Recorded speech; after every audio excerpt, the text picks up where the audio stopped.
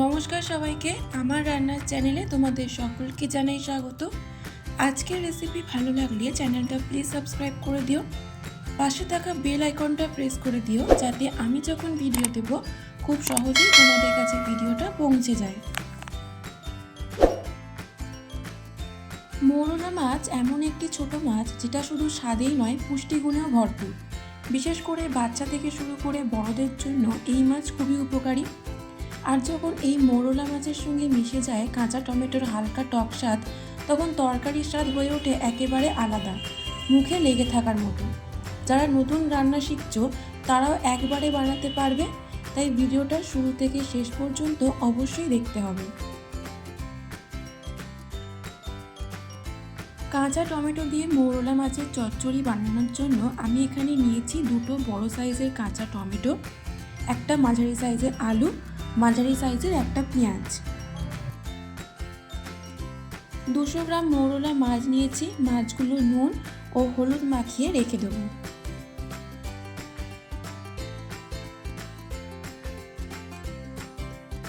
প্রথমে কড়াইতে পরিমাণ মতো সরষের তেল দিয়ে দেব। তেল গরম হয়ে গেলে লো ফ্লেমে নুন হলুদ মাখিয়ে রাখা মোরলা মাছগুলো দিয়ে দেব।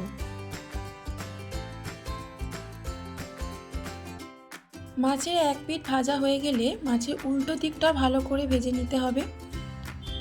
উল্টানোর সময় খুব সাবধানে উল্টাবেন যাতে মাছগুলো ভেঙে না যায়। মাছগুলো ভালো করে ভাজা হয়ে গেলে একটি প্লেটে তুলে নেব। তারপর কড়াইতে আবারও সরষের তেল দিয়ে দেব। তার মধ্যে কেটে রাখা কাঁচা টমেটো দেব। কাঁচা টমেটো ভালো করে ভেজে নিতে হবে। দিয়ে দেব স্বাদ মতো নুন আর সামান্য হলুদ।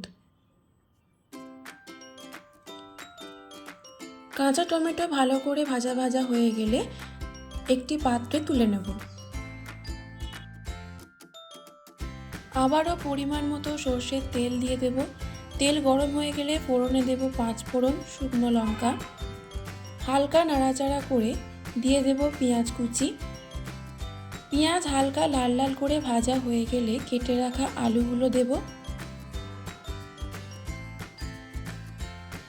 2 থেকে 3 মিনিট ধরে আলু ভেজে নিতে হবে। আলু হালকা ভাজা ভাজা হয়ে গেলে তার মধ্যে দেব স্বাদ মতো নুন, জিরে গুঁড়ো, হলুদ গুঁড়ো, কাশ্মীরি রেড চিলি পাউডার, আদা বাটা। সব কিছু দিয়ে ভালো করে কষাতে হবে।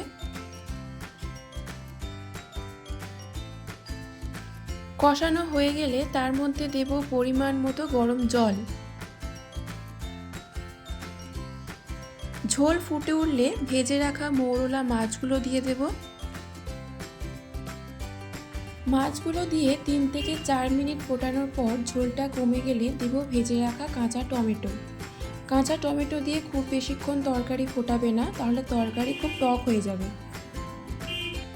কাঁচা টমেটো দেওয়ার 1 মিনিট পর নামিয়ে গরম ভাতের সাথে পরিবেশন করো কাঁচা টমেটো দিয়ে মোরলা মাছের চচ্চড়ি।